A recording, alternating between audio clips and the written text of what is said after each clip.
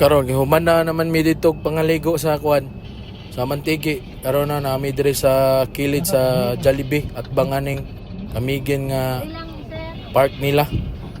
Katulad mi kay nag-drive thru rami kay pangpaniud to ba. Dito na lang namo kaunon sa kuan sa Falls. Karon abot na mi diri sa Falls. Mao na ni ang part 4. Oh, manlaw kay na diri. Kuan na mo. Murag ang style ba kanang ikagagdagat nya manlaw mo to Falls. Daghan kay mga ano, mga ligo. Tapok, daghan kay tapok kay kuan ining bayad sa entrance. Mo din ni ang Katibuasan Falls. Tanong. Katibuasan lagi diri sa Og sikin sa Kamigin pa. gyapon. Shout out Si ditang Milo. Alon no, si Alon no. Og sikin sa pa. Shout out ni Ang siya sa mabilis sa balay mga ninyo.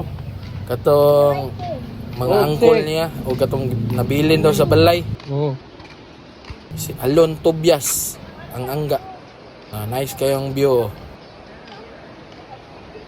Grabe ka nature no. Taas kay tagak ng tubig ba.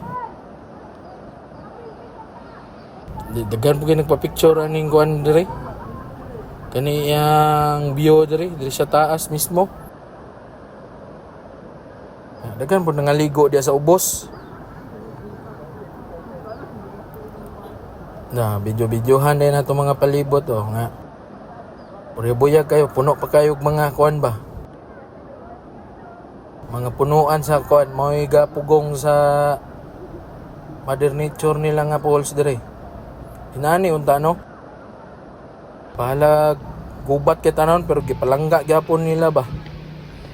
Wa gyud nila giunsa. Daw murag reunion siguro nila or family bonding. Wala ilang ko no, ilang apam nila. Shoutout niyo diya mga ma'am. Mga busing. Agira ko. Kay mag-una na ko diri sa ubos. Napo diri sa Sagdanan. Amara gyapon na mo ba nga mga bisita. Dere daghan jud nga ligo dere kay hapon ang kuno pag-abutan namo mga alauna na gyud siguro ni alauna o ana. Pag alas 2 mo pa poy paghuman na magpangaon sa atong gi-drive thru ng Jollibee dito ras parkingana na mo gikaon. Karon hinay na tagnaog diri ambot kung pila ni ka step nilang hagdanan pero kaya raman pero pag subida tama gyud pod murag mawala po di mo katugnaw ba pagsaka ni balik sington pug ka sington mo ni mo hagtang ba.